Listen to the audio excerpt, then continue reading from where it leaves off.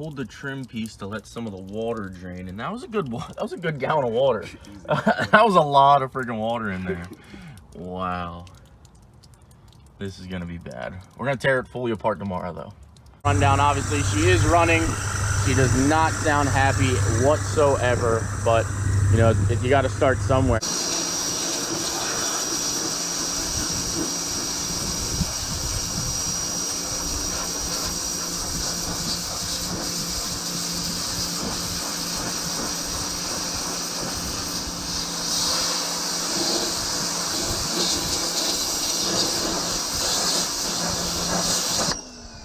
Good morning, guys, and welcome back to the channel.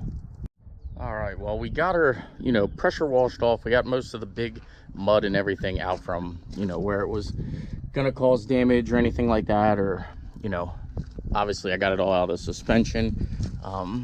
You can see it's way better under here. Now we do still have some grass and things hanging, which we're gonna get to, but I wanted to get all the major components, the things that turn, rotate, and all that. I wanted to get them a look at and make sure everything was good to go on that end. Everything so far appears to be good, except for this tie rod end right here on the bottom, which we're gonna go ahead and replace. I ordered it. I also have the batteries out of it right now because I went ahead and I pressure washed the whole engine bay, which it's not perfect, but it looks a heck of a lot better. I did the hood. The hood actually came out pretty terrible, so we're gonna actually wash all that and everything. But I have the batteries disconnected because I'm just gonna go ahead and replace the fuse panel, as I've located a used one, rather cheap. I'll put in a clip too. I actually am gonna tear this door panel off because this door panel actually probably had about a gallon or a gallon and a half of water in it. So I got all that drained out and everything like that. I don't think it got too high into the electronics in the door, as I didn't check anything yet, but it didn't sit in there very long. It was in there maybe, you know, overnight. I'd say 6 to 12 hours tops.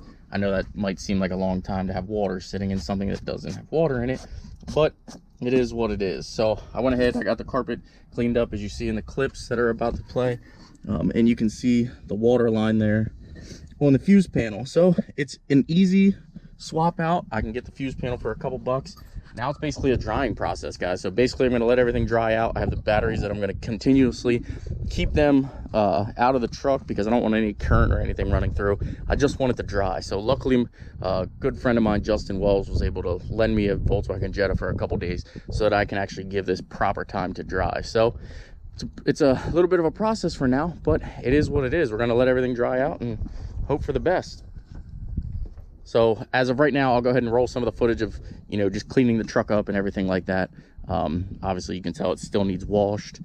I got most of the mud and everything off of it, but it looks a heck of a lot better than it did. You can tell underneath the truck over there, there's still some big chunks of mud all down through the driveway here. There's big mud. I should have went to a hydro spray, but to be honest, guys, that wouldn't be very nice to a hydro spray owner. We got most of the mud off that was under here. You can tell the frame is actually still in really good shape. Just got some mud still on it. We'll go over here to this side. This side was actually really bad. You can still see like mud and everything here all through underneath. This side was actually really covered.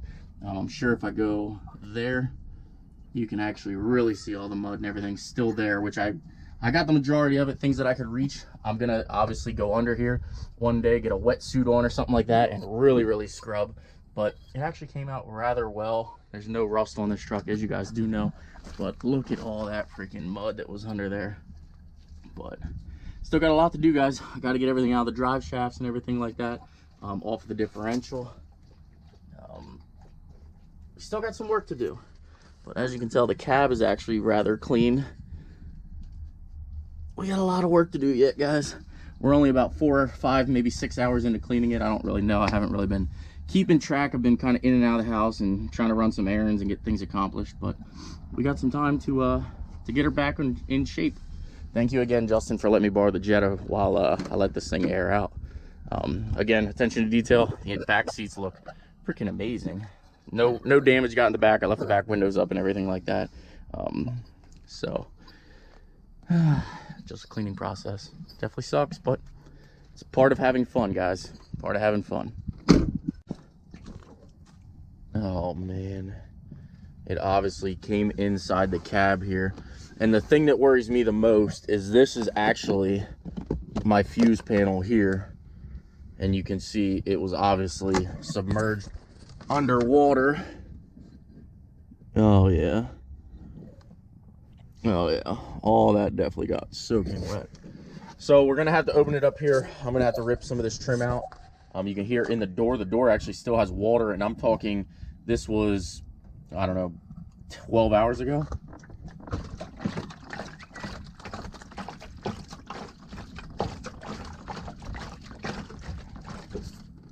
So as you can tell, we still got some water in there that we're gonna have to get out, because we definitely don't want this truck to rust. There's absolutely no rust on this entire truck. So the seal did do pretty well. You know, it contained all the water from getting inside the truck for probably an hour and a half until the rollback showed up.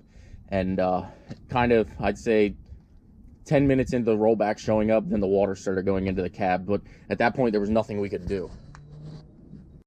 All right, guys, so a lot of people say, oh, it's not that bad, you know, yada, yada, yada. But we're going to go ahead and replace the fuse panel, because that was completely underwater and everything like that.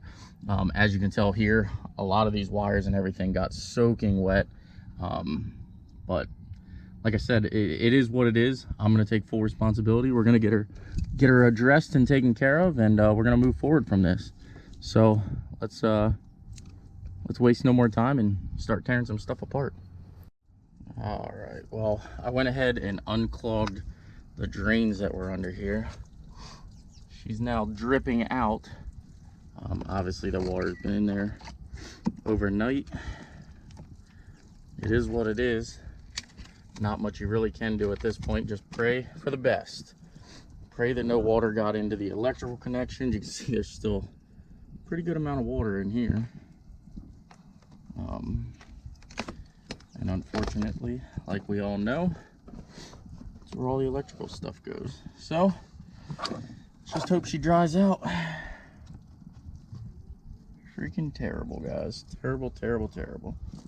Never thought I'd have water down in the side of my truck.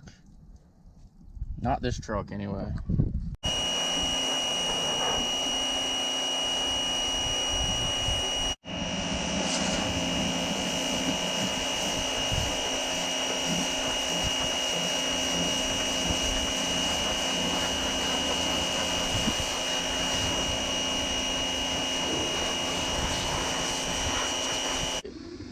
Nothing a little weep hole won't help with, I guess.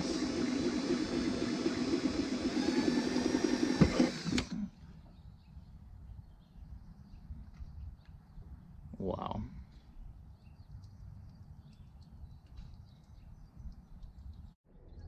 Well, I guess it is on to the interior. As you can tell, it got pretty beat up. I did have this window down while trying to get out. So there's a good amount of mud everywhere, but that's all right. We'll get her cleaned up. The rest of the truck's looking good though. I got the back done here, you know, the paint. Then I got the tailgate, the back section, and obviously this entire side over here. What's up, Diesel? This entire side over here is detailed and freshened up, except for the wheels. The wheels actually did take a pretty big chunk. I'm assuming there must have been rocks in the mud, which anybody who goes off-roading can put two and two together. But it definitely beat this wheel down pretty good. The clay has it like almost like a doll finish looking now. It's the same way, like obviously you can tell that's still polished out really well. I didn't even do anything but wipe that down. But even this inner wheel back here, which you guys seen, is pretty beat down. It's rough feeling. It's bad. Like you can see the polish finish up here, and then it just unpolished it for some reason. Now, I don't know why it did that, but it is what it is. This wheel over here is probably still, because this was the only one that wasn't like completely in. I don't know, it got pretty beat up as well. But it definitely took like the polished finish off of it. Not a big deal. We'll go get some polishing discs and get her cleaned back up. That one's got 12.5. So then we'll go over here. This is probably going to be our low battery here.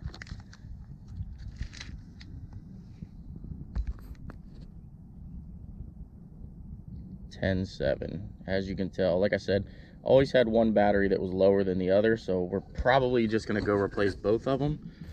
But we gotta start somewhere, so let's go get a new battery. Just ignore all that wire up there. So she's been sitting overnight now. Got the new batteries in, the new fuse panel. Let's see if she fires up.